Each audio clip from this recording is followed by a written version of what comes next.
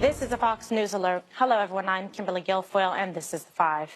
Just after 7 a.m. this morning, an act of heinous political violence broke out in the suburbs outside Washington, D.C. A gunman named James Thomas Hodgkinson, a 66-year-old from Illinois who belonged to a Facebook group called Terminate the Republican Party, opened fire with a rifle at a group of Republican members of Congress. The GOP lawmakers were practicing for the annual congressional baseball game, which will still take place tomorrow night. 5 people were wounded in the shooting, including Steve Scalise, the number 3 House Republican leader. He is recovering from surgery now in the hospital, and President Trump just made a surprise visit. More on that in a moment. Police shot the gunman dead, and a witness captured this dramatic footage of the shooting.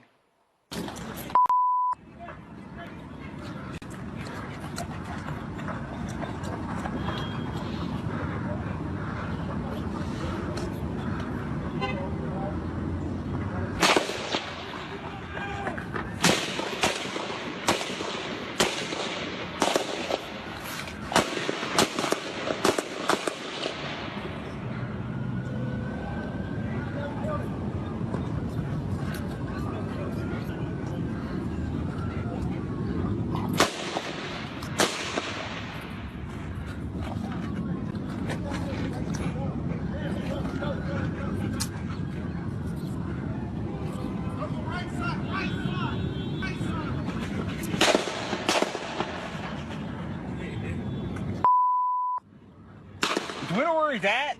Do we know where he's at? He's behind home plate. You call 911? I assume people have been calling 911 already. Joining us now, Doug McElway. He is outside MedStar Washington Hospital Center, where Congressman Scalise underwent surgery earlier today and has also been visited by the president. Doug, how is the congressman doing?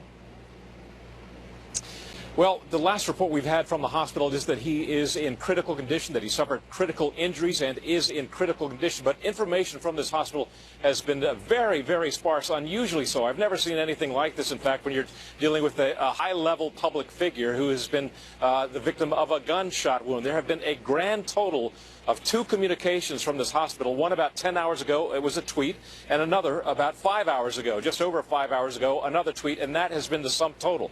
We know right now that Mr. Scalise is being visited by the President and First Lady, a visit which was done very quiet and sort of a spontaneous visit. We didn't see helicopters overhead, as is par for the course when you have a presidential motorcade going through town. We even understood that from the pool that some of the traffic lights in town were obeyed by the presidential motorcade. But they came here in an entrance not where we are. This is a huge complex encompassing not just the MedStar Washington Hospital Center, but also a VA hospital and the Children's National Medical Center. So they came in some entrance that we have not seen, bearing flowers, which they have now delivered to the House Majority Whip. It is safe to say, and we're not hearing this from the hospital, but it is safe to say that given the fact that he was shot in the hip with a high-powered rifle, that it would not be beyond the realm of possibility that he will be facing numerous surgeries ahead. So devastating is a bullet wound of that sort. Oftentimes, and we don't know this to be the case, but oftentimes in these kinds of injuries, you're looking at a team of doctors trying to repair and stem the blood flow and then come back at a later date to do reconstructive surgery because these kinds of bullets can absolutely wreak havoc on human tissue and human bone. And so it'd be safe to say that Mr. Scalise is looking at a long, long recovery indeed. There is another patient here at the hospital. It is the Capitol Police Officer Crystal Griner, who was shot in the foot. We also believe that the second Capitol Police Officer, Mr. Bailey, was brought here, but his wounds were not from the gunshot. They may have been inflicted from just the chaos and was brought here. He did not need treatment and was released. The head of the Capitol Police Office paid a visit here early in the afternoon and praised his officers here. We also know that a couple of the other victims, Zach Barth, for example, a staffer for Congressman Roger Williams, is being treated at an undisclosed hospital. We only know that because he tweeted that he had been injured in the shooting, but that he was okay. And we later heard from a family spokesperson that he was wounded in the calf muscle. But the President and First Lady are still here as best we know. Hope to have more information later on. Back to you. All right, Doug, thanks for that update. And obviously our thoughts and prayers with the family members and with Mr. Solis as well. It's a very sad case. Now, we want to learn more about this deranged gunman, and his brother has told the New York Times that Hodgkinson was distraught over President Trump's election. And joining us now with more is Chief Intelligence Correspondent Catherine Herridge. Catherine, good evening. Well, thank you, Kimberly. Tonight, the ATF is tracing two weapons, a shotgun and a rifle, as a neighbor of the suspect identified by law enforcement as 66-year-old James Hodgkinson tells Fox about an incident in Belleville, Illinois last March that only stopped after police were called in. He pointed the rifle towards the center of the timber back there and started shooting across the field, you know, and it was a high-powered rifle. And I thought, good grief, there's houses over there. Facebook page bearing the suspect's name includes photos of Bernie Sanders as well as anti-Trump rhetoric reading, "Trump is a traitor. Trump has destroyed our democracy. It's time to destroy Trump and company." Spokesperson for the American Society of Home Inspectors confirms James Hodgkinson was a member of the trade association but dropped out in 2015. A few years earlier, an Illinois newspaper reports tonight that the suspect sent letters to the editor railing against Republicans and tax policy. In this August 2012 letter, Hodgkinson writes, "I have never said life sucks, only the policies of the Republicans." Late today, the FBI said they are focused firmly on timing and motive. Why do you think he chose this game? Is there any information yet of why the game? What do you mean? Why did he choose today? Why did he choose? Oh, I have no indication of why. Why today at all? No, sir. Or this Security place? being Or this place. And the FBI said that they believe the suspect got to Virginia in March and since has been living out of that white cargo van, Kimberly. All right, Catherine, thank you for that update. You're welcome. Okay, so we'll take it around the table. Greg, you know, just really a tragic day. Starting off at 7 a.m., you have people, you know, getting together to practice for the big game for tomorrow. And then you have someone specifically singling them out because they are Republicans. And yeah, I mean, the first thought I had in the morning was a comical one, which was like, who gets up at 6:30 to play baseball? And it just didn't make sense to me. But then I started hearing everyone talking about how one needs to calm your rhetoric and we need to start re-examining how we deal with each other.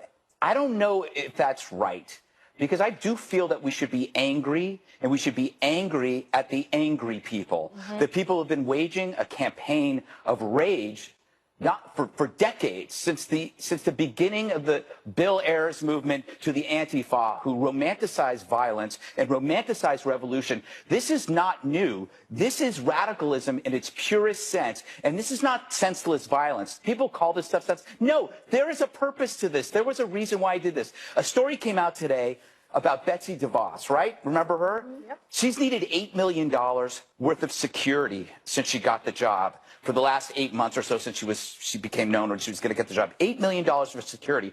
Why is it? Because attacks on her were implicitly sanctioned by the media and by liberals because they felt that her beliefs on school choice and her beliefs on education were harmful. So it wasn't that she was wrong. It was that she was evil. And so if you look at all of the arguments that are directed at Trump or directed at Republicans, it's not that their policies are wrong. It's that they are immoral and that they're evil. And that sanctions the violent behavior. And that is not a new idea. That is an idea that has been around since the late 60s and the early 70s. This is a culmination of a toxic doctrine. We cannot be surprised by this. This guy is a leftist radical. Yeah. Alt left. Okay, Dana, your thoughts? Well, just to add to that, I think that one thing that is fueling it or accelerating it has been that social media then allows you to funnel your desire for reaffirmation of your own beliefs, and you can block out other people, and you can join groups that make you feel like you belong. So if you want to hate Republicans, and now there's a place for you to go. It used to be that maybe you read the paper and you were mad, or you listened to the radio, you turn it off, and then you go out and spend some time with your family. But now you can spend the entire day fueling your rage from both sides. But on this side, I agree with Greg that on the left, we've been talking about this for a while. Right. And we've been seeing sort of the ramp up of that. It's not just resistance, which is what they called for. It is persistence in the resistance in terms of trying to destroy them. Make no mistake, political speech can inspire violence. And I would say that I would call this political terrorism because he attacked these men because they were Republican in order to advance his own political ideas. Terrorism, the definition of it is that you attack innocent people to advance your ideology or your political idea. And that's what I think that we should be calling it, and be very open about that. Because if we sweep it under the rug, or like a year from now, if the newspaper writes, well, there was a shooting, and they don't actually talk about, they just talk about the gun violence part and not the actual, the ideological reason for why they were targeted, that would be a huge mistake and a problem for us moving forward to try to solve this overall. Just so disturbing, just thinking I'm seeing his picture back there and what his family must, be going through, and such a well-liked person, very affable. Jesse, Dana brings up a great point. It's that groupthink saturation that you can just soak in it all day and find that positive reinforcement that really tells you, oh, I know what I'm talking about. Look, all these people, I have found them. They agree with me. And it really builds upon itself as a catalyst to what we see here, which is violence. I do want to be clear, this guy bears full responsibility for the shooting. Absolutely. Yet, he traffics in an atmosphere that is producing vile content and allows people to kind of blur the line between right and wrong. And the question needs to be asked is, are the producers of this fake news and the hoaxes and the slanderous rhetoric, are they at all responsible for something like this? And that question remains to be answered. I think Dana's right. This is political terrorism. This was democracy being shot today. When you attack a congressman, you're attacking the Constitution. So the neighbor suggested that the Democratic rhetoric might have contributed to this. The brother suggested this guy was very disturbed by Trump's election. And just looking at his social media account and his letters to the editor, sadly, this is par for the course for a hardcore anti-Trump Democrat. And there's millions of people's Facebook pages and social media accounts that look exactly like this guy's here. And that's scary to say, you're a part of the resistance. He's an Occupy Wall Street guy. He calls Donald Trump a traitor and an a-hole, and he's a Putin colluder. And, this stuff builds up when you call Republicans greedy racists and you kind of mix it into this toxic stew. Political hysteria potentially has consequences. And people on Twitter were celebrating this, which is also very alarming. And I think the resistance needs to start resisting committing acts of violence. And you just have to wonder, has this hatred permeated the culture so much where people need to really take a step back and reflect and say, what kind of responsibility do I bear for contributing to this stuff? I want your reflections. I know you have a lot of friends in D.C. and people that well, work actually, for the government. Yeah, actually, my son worked for him. Yeah. Really? So he knows Scalise very well, and Scalise knows him and would greet us as father and son. So, for me, it's like, wow, I can't believe this. To me, I don't want to go to the level of this deranged, deviant shooter and talk about the politics here, because I don't think the politics are what's relevant. I think we've got somebody who was deeply disturbed, Kimberly. And I think the record will show, without much effort, that this is a guy, as we saw the neighbor talking about him shooting in the woods. Apparently, he'd been living in the lobby of the Y in Alexandria for several months. He had foster children, and one of them, Greg and I were talking about earlier, just burned herself to death after 2 months in her house. Another one subject to domestic battery at his hands and arrested. He was arrested for that, though not convicted. So what you see is a picture of someone who is really awfully troubled. You could go back to Hinckley and the shooting of President Reagan. You can come forward to, I forget the name of the woman who was involved with the Gerald Ford shooting. Is it Sarah Jane Moore, Squeaky Fromm? Squeaky Fromm, yeah. A lot of really out-of-their-mind people. So you have a highly polarized country, as Jesse was saying a moment ago. But Jesse also said, and I thought this really spoke to my heart, you got to hold people responsible on a personal level for taking this kind of action. We can have conversations about why someone with this record is allowed to have a gun in our country, but let's for just a second stop and say, this is not acceptable. You can't do this. These are people, I'm a Democrat, and this guy and my son more than friends. So I'm telling you, this is horrible. This is not good. The thing is, though, right now the country is going through a period of anxiety because we have a large faction that refuses to accept the reality of the presidency. I'm not saying that induces people to violence, but under this weird cloud, people are acting strangely. And I know that capitalism and free markets, they don't advocate revolution, but socialism does. Socialism has always advocated revolution. Radical leftism has always advocated violent revolution. So this guy was essentially radicalized by the left-wing media. He was radicalized. He was troubled. He was a violent, disgusting human being. But he ingested this information. We can't stop the information. You know, but we took a can metaphor as instruction. Yeah, exactly. But you look at the campus free speech stuff that's going on right now, the riots at Berkeley, the Antifa. There was a woman in Harrisburg over the weekend that took a pole with a nail at the end of it. I want you to Google this at home. Google Harrisburg horse and pole. She had a pole with a nail on it and attacked a police horse with this pole, stabbing it in the neck. That's Antifa. These are the anti-fascists. These are the anti-fascists. These are the people that are saying the other side is evil, but that point justifies their destructive and deadly behavior.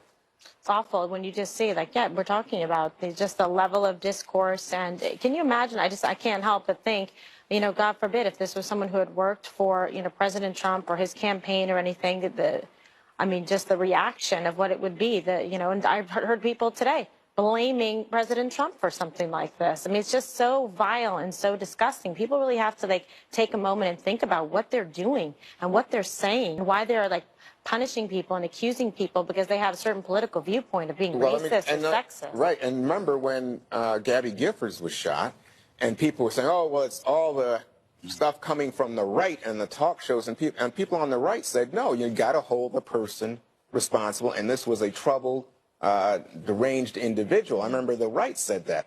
And I think you have to hold to that standard that really, I don't care what you say, I don't care how mad we get at each other and you guys get at me around this table, nobody wants to stoop to that level. You got to be able to talk, to defend your point, to make your point.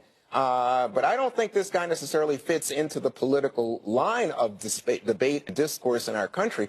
I suspect that he is a sick, mentally sick, unstable man. I still think you can be mentally unstable and still traffic in a lot of the political narratives that are accusing the president of being a traitor, of delegitimizing the president, of calling him a Nazi, of calling him someone that's trying to subvert the democracy. And when you feed that to people and you pump that into their brain every single day to an unstable individual, and something like this happens, you start to think, you know what? Maybe some of the stuff that we're putting out there isn't healthy. I agree. Yeah. Well, it's true because it's overwhelming saturation. It's not a small minority of people that are doing it. It's a mainstream media. Right. You know, it's politics it's across the board. But the big lie and the big hypocrisy is that we've been living in a place where the left has been saying the right rhetoric is what leads to violence. Right. Not Think about, really. Think about that over the break. Yeah. When we come back, political reaction to today's assassination attempt. We are united in our shock. We are united in our anguish. An attack on one of us is an attack on all of us.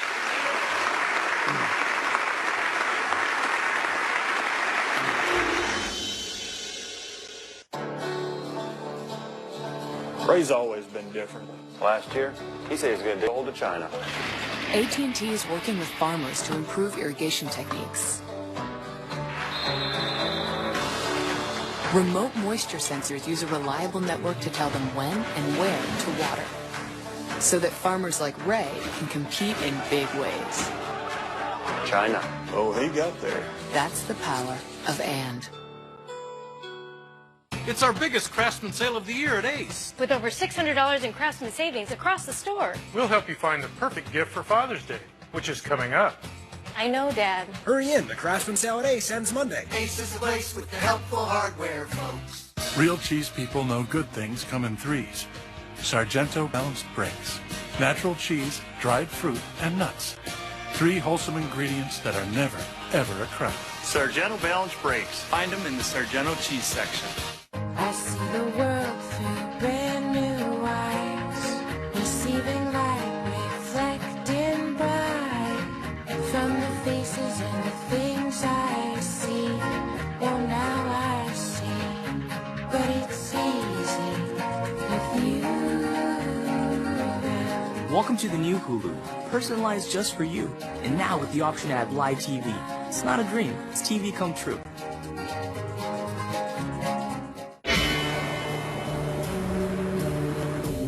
Award-winning interface. Award-winning design. Award-winning engine. The Volvo XC90. The most awarded luxury SUV of the century.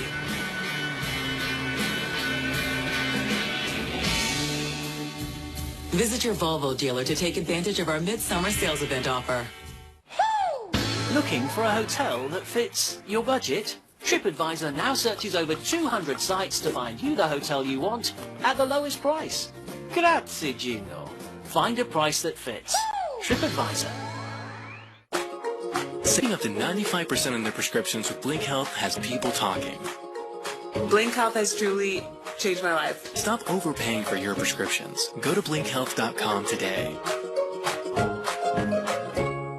After the shocking attack in Virginia, Martha's live in D.C. with expert analysis as new details emerge on the shooter and the investigation. Tomorrow on The Story.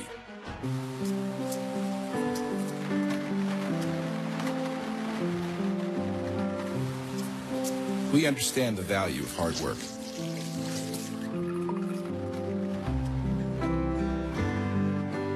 We know great things don't happen overnight. We believe the greatest achievements are the ones you earn. With every appointment, every call, every mile.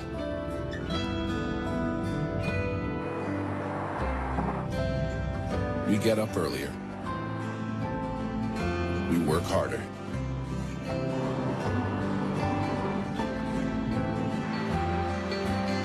Because connecting you to what matters to us. That's who we are. Spectrum, redefining what a cable company can be. Welcome back. All signs point to today's shooting as being politically motivated, and it's generated an enormous response from both sides of the aisle. Here was President Trump earlier today. Many lives would have been lost if not for the heroic actions of the 2 Capitol Police officers who took down the gunman despite sustaining gunshot wounds during a very, very brutal assault. Congressman Scalise is a friend, and a very good friend. He's a patriot, and he's a fighter. America is praying for you, and America is praying for all of the victims of this terrible shooting. We are strongest when we are unified and when we work together for the common good. And then later, this was Bernie Sanders. The alleged shooter at the Republican baseball practice this morning is someone who apparently volunteered on my presidential campaign. I am sickened by this despicable act, and let me be as clear as I can be. Violence of any kind is unacceptable in our society, and I condemn this action in the strongest possible terms. Jesse, it must be quite a thing for somebody like Bernie Sanders to get the news that the shooter was a big supporter and was maybe sort of spurred on to action against President Trump because of his support for those policies. I'm sure the senator feels heartbroken over the volunteer being capable of doing something like this. And he put out a very strong statement, and in no way is he responsible for that. But Bernie Sanders supporters on quite a crime spree recently. If you look at this shooter today was a Bernie Sanders supporter. You had the Portland stabber, killed 2 people, Bernie Sanders guy. Reality winner, criminal leaker, allegedly Bernie Sanders supporter. So not good for the Bernie Sanders people. And, you know, on the other hand, a lot of violence coming out from the left recently. I remember the Trump headquarters during the primary in North Carolina was firebombed. You had Democrats paying people to go into Trump rallies and throw punches. After Trump's election, you had people rioting in the streets and breaking windows and private property. And, you know, this violence is only coming from one side recently. So people need to think, you know, what's the common denominator here? If this were Republicans and Trump supporters going out there and rioting and burning things and shooting Democrats, it'd be a whole other story. Kimberly, you have an update for us? Yeah, so this is Justin from the MedStar Washington Hospital Center, an update on the condition of Majority Whip Steve Scalise. They said that Congressman Steve Scalise sustained a single rifle shot to the left hip. The bullet traveled across his pelvis, fracturing bones, injuring internal organs, and causing severe bleeding. He was transported in shock to MedStar Washington Hospital Center, a level 1 trauma center. He underwent immediate surgery and an additional procedure to stop bleeding. He has received multiple units of blood transfusion. His condition is critical, and he will require additional operations. We will provide periodic updates. Well, there's that update. So our prayers with him, certainly, and his family as they recover. I know that they were able, Greg, to get his wife here today. There was also the story that one of the congressmen, I can't remember which one it was, as the shooter was being taken down, he reaches over for Scalise's phone in order to call Mrs. Scalise so that she would hear it from him first and not from the media. Yeah, that's very thoughtful. But, you know, the story for today is also about what didn't happen. Right. There was no heavy carnage by pure luck. I mean, and I worry because the absence of carnage isn't as impactful, and I think we have to look at what happened and think about what could have happened if the police weren't there. Right. So the only reason they were there was because Steve Scalise requires security because of his position. Everybody would have been dead. So then the target was hard. Yeah, that's what I'm saying. The target was hard and not soft. And so we have to remind ourselves that, thank God, there wasn't pure carnage, but pretend that there is. Just pretend that there is, because it's the only way you're ever going to make any progress. If you just say, well, we pray Scalise gets through, right? You know, and that's the extent of this. Well, you got to think, like, what if everybody there was killed? And Juan, the police officer that was injured, that they said was released because he didn't have injuries that would sustain a hospital stay, that he actually was in the dugout and was able to, while injured, take down the gunman. Yeah, it was pretty amazing performance by the Capitol Police, and there were 2 officers there, the one that's still in the hospital, Dana. The key point is here that you have people who are trained and who did their job so well, and I think demonstrated bravery. Senator Flake later said that he went to visit the injured officer and said to her, "Thanks for saving my life." Yeah, I thought that was very powerful. But I just want to make the point that this is not the average person. It's not like everybody's, you know, walking around with guns at the baseball game. You had trained professionals who took effective action and saved lives. And drawing fire at themselves. The testimony from the members of Congress that were there, from like Rand Paul, Mo Brooks, Ralph Williams, just amazing. Stay with us, because once again, the left's blaming guns for the latest shooting, and Greg will tell us why they are wrong. Ahead.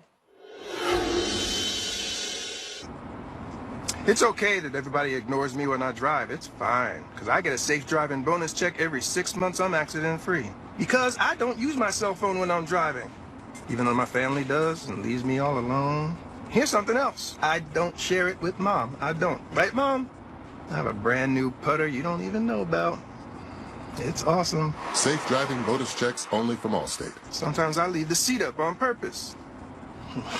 Switching to Allstate is worth it. When our drivers recommend their cars, their words become part of our fabric. The 2017 Mitsubishi Outlander with standard third-row seating. Come in now and get $3,000 cash back or 0% APR plus $500 cash back. Home is where we kick off our shoes.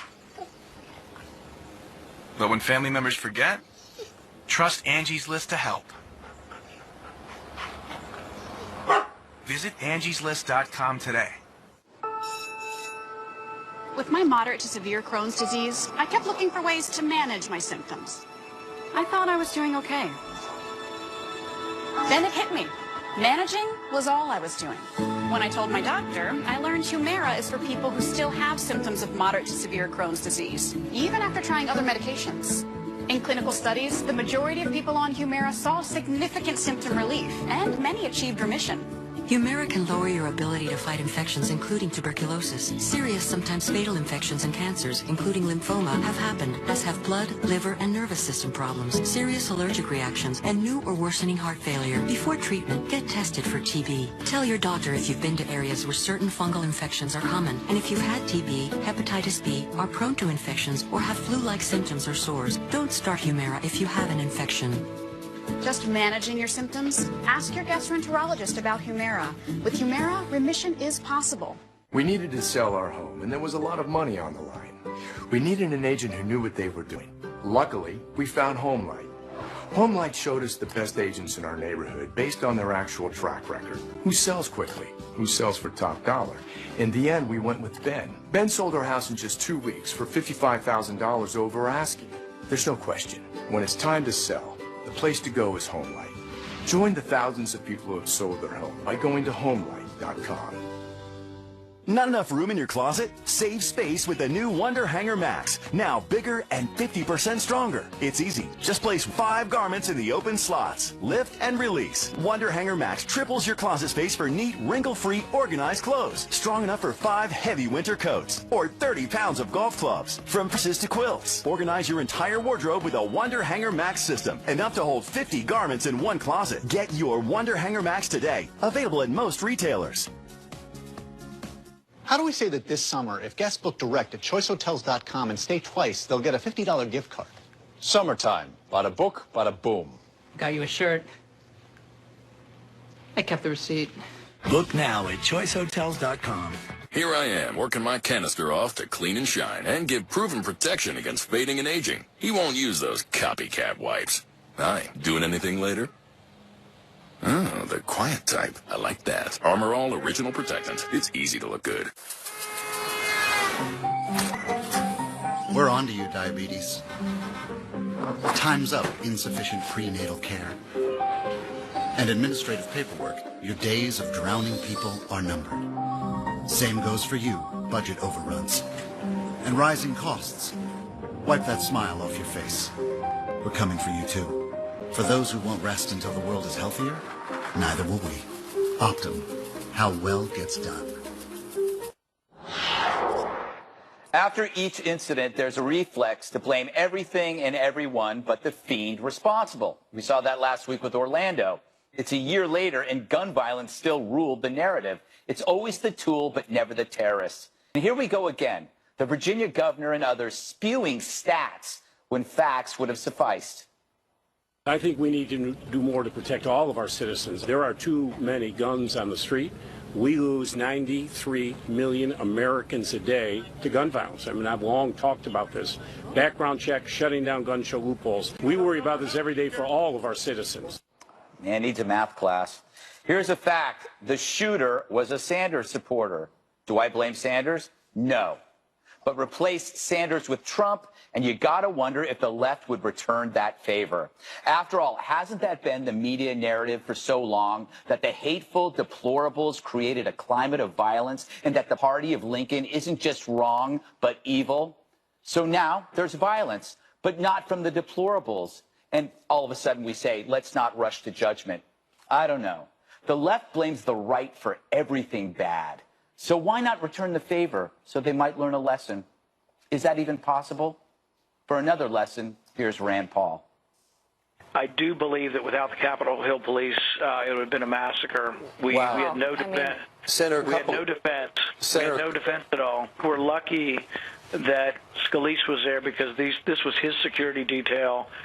Without them, it would have been a massacre. There would have been no stopping this guy. And we were like sitting ducks. We had no place to run. Translation, our leaders are better protected than we are. If it were just you and me there in that gun-free zone, we'd be dead.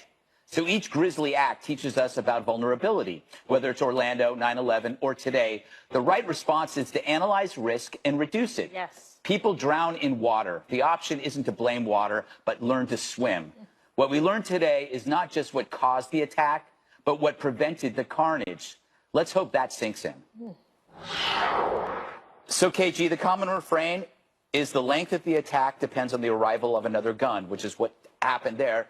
It was stopped before it got worse. Absolutely. And I really, when you just listen to the eloquence and just the facts from members of Congress that were there, like Rand Paul saying, listen, we were sitting ducks. They were. It was just target practice for this homicidal maniac filled with hate and evil and vitriol for people that have a different viewpoint, that exercise their right to vote in this country and support a candidate and be for a certain party and represent their constituents. They're sitting there and this guy's playing target practice. Can you even imagine, even with the police being able to arrive there, they said 3 minutes, but people who were there, witnesses said it felt like longer. You couldn't even move and try to tend to the body of Congressman Scalise because he was on the ground for 10 minutes before they could get him out of there because 50 rounds were being fired. Unbelievable. Just when you think about the vulnerability here, you really do, when you think about it and the kind of harm that can come their way. And by the way, Greg, they were playing baseball early practice so they could have practice before they have to go to work. I know. I still blew. Dana, I was like 6:30 in the morning, and they're older than me, and I'm not even out of bed Well, yet. but they take this game very seriously. Yeah. I got to work for a congressman who was the captain of the team in '96 and '97, and believe me, they were out there early because they want to win. And that game, at this point, they're still going to play it tomorrow night. It's for charity. It's the best bipartisan event in Washington, D.C. by far. Here's the thing for me. I could be reasonable on gun control if they could convince me, in like with some data or some cost-benefit analysis you would normally do for some sort of policy. But if they just say, we just need more gun control, I'm like, with every one of these instances, I'm more convinced that the protection of the Second Amendment is really important. But I think the argument, Dana, is that, and most Americans would agree, you need better screening. Before people, so you have to screen people in terms of how. That's what I said. I could be allowed, reasonable. Because I think this guy was demonstrably mentally deranged and shouldn't have been able to do it. But there is no. And homeless at this point. We have no medical doctor saying that. Well, I'm saying. No, but he's a leftist. No, get out of here. No. I'm just saying, based on his behavior, the domestic battery, the firing the guns in the woods that we heard about, I think this guy was out of his mind, and he was homeless at the time, and yet he had a permit to have these guns. Well, he's certainly I mean, he had the domestic battery charge. He was never convicted of that. Yes. He was firing guns out of the woods. I don't know if that makes you liable to have your guns being removed from you. He was violent. I think what the left wants to do now is they want to talk about guns because it's a distraction from the guy's left-wing background. And all the Democrats that are praising the heroism of these Capitol Hill police officers for stopping the attacker, what do you think they stopped the attacker with? Guns. Yeah, but they're professionals trained in how to use it. This is not some Bruce Willis fantasy by some guy who says, I'm going to carry my gun into the Starbucks. Well, but good guys having guns is better than bad guys having guns. Who are trained. I remember Bruce Willis did pretty well. All right. Democrats today are calling for unity. So what about all their previous divisive rhetoric? We'll talk next. Dear Predictable, there's no other way to say this. It's over. I found a permanent escape from monotony. Together, we are perfectly balanced. Our senses.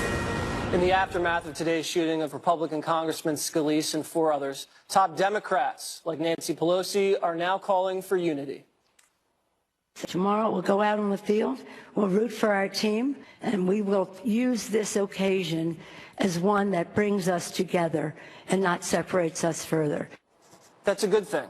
But should Democrats call for their side to tone down the vicious rhetoric we've been hearing lately? Watch. This will cost American lives if it ever becomes law.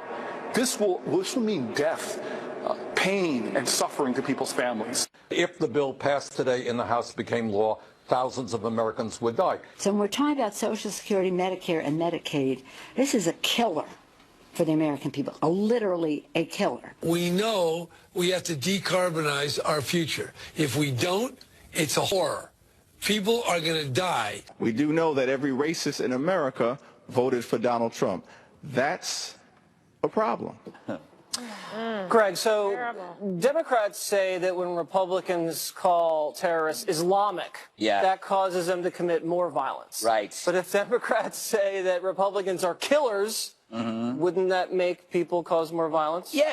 How do you change the tone of an ideology that portrays the other side as eternally damned. You cannot change this ideology because it's a moral stance. It's not a political one. They believe we're bad. Let's state the obvious about the left and the right.